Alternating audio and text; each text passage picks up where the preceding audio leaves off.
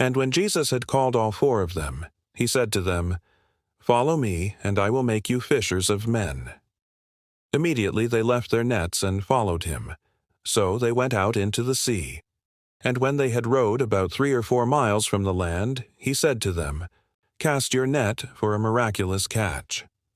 When they had done so, they caught such a multitude of fish that their nets were beginning to break. So they cried out and said to him who was in the boat with them, "Master, we are perishing." He said to them, "Do not be afraid, for I have sent these things, so that they may catch a miraculous catch." And when they had done so, they brought everything to land. The fish also they set aside more than 150 large baskets full of fish. Then he said to them, "Come, follow me."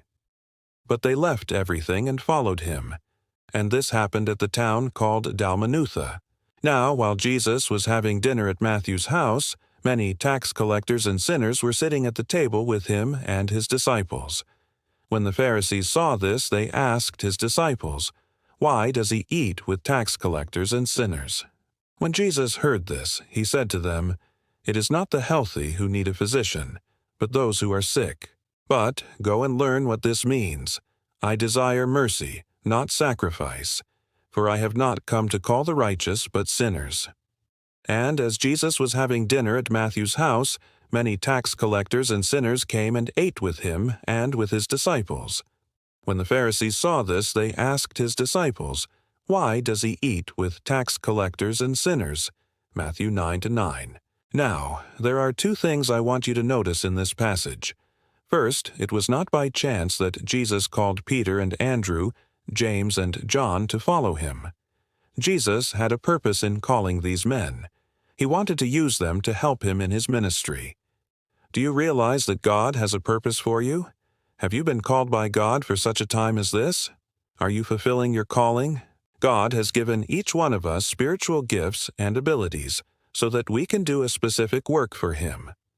Your calling may be something big, or it may be something small. It doesn't matter. What matters is that you obey God and do what He has called you to do. Secondly, after Jesus had called them, He didn't tell them to pack up their stuff and meet Him somewhere else. No, He told them to follow Him.